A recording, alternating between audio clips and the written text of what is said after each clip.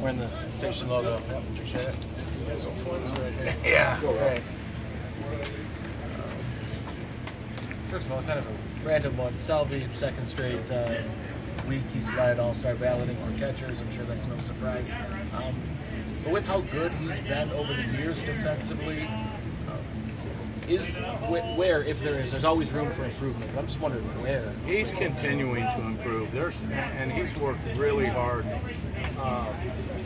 as hard as I've ever seen an all-star work.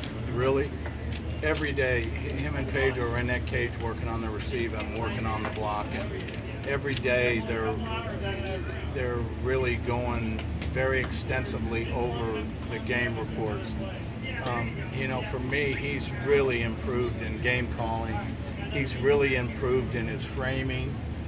And these are all things that he continues to work on diligently. I mean, puts a lot of effort in it every single day. In spring training, you'd go out at 8:30 when practice, you know, started at 9:15 or 9:30, and he'd be out on that backfield working on his receiving, working on his you know, his blocking, working on his throwing. He's just a tremendously diligent worker. We're not in the dog days yet, but have you seen, you know, a little more spring in his step or anything from kind of having those half days so far? I mean, maybe it helps. You know, it can't hurt. You know, to be able to, you know, get a little more time off than he's normally used to. But you know, you take a look out there right now, he's bouncing all over the place. So yeah, maybe he's got a little more spring in his step. Tonight you guys are facing a guy, and you haven't seen him, right, Paulino? What did the scouting report on him?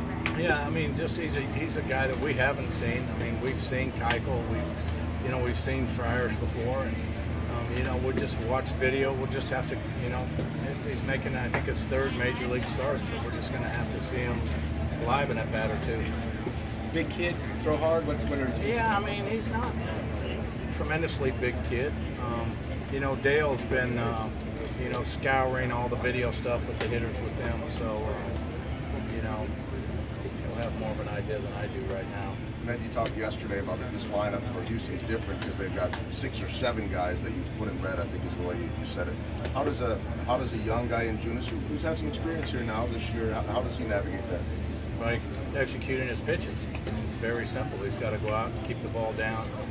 And I mean, this team here last night, I mean, it felt like a boxing match. You know, we came out in the second round, and you know, they kind of, you know, knocked us, you know, back a little bit. We were dazed, and then they knocked us back again, and we were dazed, and then we just kept battling until the 9th inning, where they, you know, mixed in a hard right that we didn't see coming, and boom, you know, game's over. But it's an offense that continues to come at you. You make a mistake, you pitch behind in the count, you're just asking for trouble.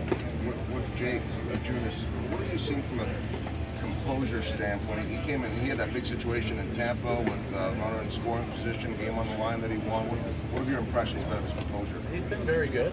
I mean, he hasn't been overly nervous to the point where it affects him on the mound. You know, he's a confident guy. A lot like Skoglund. When they step on that mound, they trust their abilities. You know, they just look to get after it. He's had to kind of go up and down just because that's the nature of it. When you have options, you do that. It takes a little something special, doesn't it, to be able to compartmentalize and get up and pitch well when you know you probably have to go right back down? Well, I mean, I don't think that we're looking at sending him right back down. You know, we still need, you know, a couple of starters, and him and Skoglund fit the bill right now. But, you know, it's just what you got to do. I mean, he's excited to be here. You know, he knew when he went down that if he continued to pitch well, he'd come back, and here he is.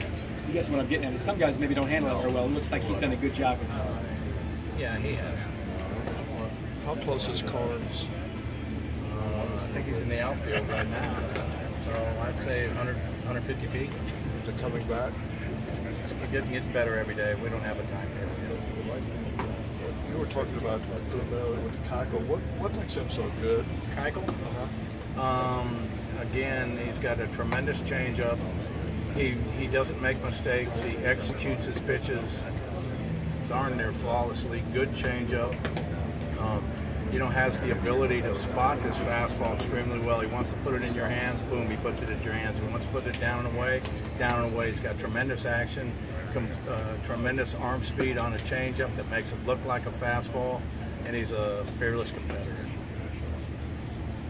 And he's facing a pretty good pitcher himself.